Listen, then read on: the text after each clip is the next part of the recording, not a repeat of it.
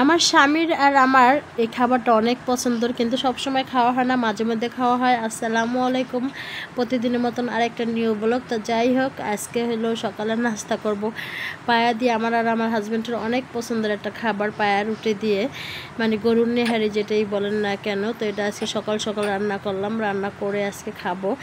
তো যাই হোক, খাওয়া দাওয়ার পর আমার আরেকটা ভিডিও আছে এটার ভিতরে, এটাও আমার অনেক পছন্দের খাবার।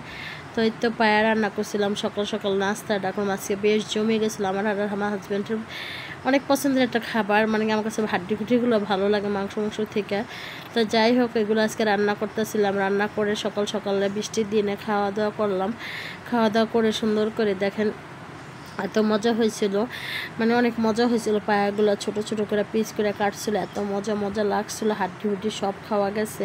আর কয়েকদিন ধরে জাল দিতেছিলাম না, আমার হাজব্যান্ড বলতেছিল তো আজকে সকালে বৃষ্টি নামছে, যেহেতু কার কার এলাকা রাত্রের বৃষ্টি নামছে অবশ্যই একটু কমেন্টে জানাবেন। আমাদের এলাকায় প্রচুর বৃষ্টি হয়েছে, রাত অনেক ঝড় যেমন বৃষ্টি এরকম। তো যাই হোক, এদিকে বৃষ্টি নামতে সকাল সকাল নাস্তা এরকম বেশ মজা হয়েছিল। তো খাওয়া দাওয়ার পরে দুপুর আবার রান্নার আগে একটু আম কাইটে নিয়েছিলাম, আমগুলো খেলাম, টক মিষ্টি আম, এত ভালো লাগছিলো। ছোটোটা অনেক মিষ্টি ছিল, বড়োটা ছিল টক মিষ্টি আম। আর এদিকে দুপুরের জন্য আয়োজন করতেছিলাম হলো করলা ভাজি করবো আর ডিম রান্না করবো। ডিম রকম আমাদের বাসার সবাই মোটামুটি পছন্দ করে, আমার কাছেও ভালো লাগে, লাউ ডিমটা অনেক ভালো লাগে। তো এগুলো আমি সব কাটাকাটি করে এক চুলা বসাই দিলাম, হলো মানে বসে দিলাম, ভাজি বসে দিলাম। আরেক চুলা হলো ডিম ভাজি করতেছিলাম। তো ডিমটা একবার উঠাইতে যাইতে আজকে মানে উল্টাতে পারছি, কিন্তু একটু কেমন যেন হয়ে গেছে, বেশি ছড়াই গেছে। আর দেখেন আগে একটু হলুদ দিয়েছিলাম, তো হলুদগুলো একবার পুড়ে গেছে। তো যাই হোক, তেলটার জন্য কালো হয়ে গেছে। তো ডিম ডকল আমাদের পছন্দের, অনেক একটা পছন্দের খাবার। আমার স্বামীর সবার বাচ্চারা সবাই ডিমটা পছন্দ করে, আর আমি কম ভাজা ডিম খাইতে বেশি পছন্দ করি রান্না করার থেকে, মানে সিদ্ধ থেকে। আমার সিদ্ধ থেকে ভাজাটাই বেশি পছন্দ। তো যাই হোক, ডিমগুলো একটু ফ্রাই করে নিলাম, আর এই যে ভাজিটাও হয়ে গেছে। তবে ডিম বসার জন্য সব কিছু দিয়ে দিতেছিলাম, পেঁয়াজ, মরিচ, হলুদের গুঁড়া, ধনিয়ার পাখি, জিরার পাখি সব একসাথে দিয়ে দিয়েছিলাম। দেওয়ার পর সুন্দর করে লাড়াচাড়া দিব।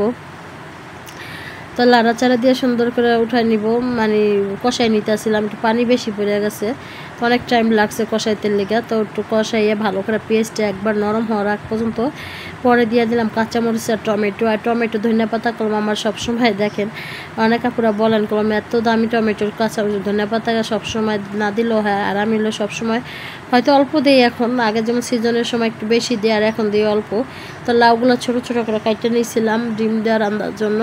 কাইটে নেওয়ার পর সুন্দর করে লাড়াচাড়া দিতেছিলাম, লাড়াচাড়া দিয়ে ভালো করে কষা নিতেছিলাম। লাউগুলো কষায় পানি দিয়ে দিলাম, পানি দেওয়ার পর এখন এই ডিমগুলো, যে ভাজা ডিম, ফ্রাই ডিম, সবগুলোই আস্ত ডিম, কোয়েল পাখির ডিমও আছে, তো এগুলো দিয়ে দিলাম। এই দেখেন প্রায় রান্নাটা আমার প্রায় শেষ, কালারটা এখন বেশ সুন্দর আসছে, আর খেতে এখন বেশ মজা হবে। তো যাই হোক, এদিকে ডিম রান্না হয়ে গেছে। আমরা দুপুরে খাওয়া দাওয়ার পর পিৎজা খাবো, বিকালের নাস্তার জন্য পিৎজা খাইছিলাম। তো ভিডিওটা কেমন হয়েছে অবশ্যই একটু কমেন্টে জানাবেন। আর এই পিৎজার দোকানে পিৎজার এত মজা লাগে, সস্তা হলেও মজা লাগে আমার কাছে। তো যাই হোক, পিৎজা খাইতেছিলাম, অনেক মজা হয়েছিল। সবাই ভালো থাকবেন, সুস্থ থাকবেন, আল্লাহ হাফেজ, আসসালামু আলাইকুম।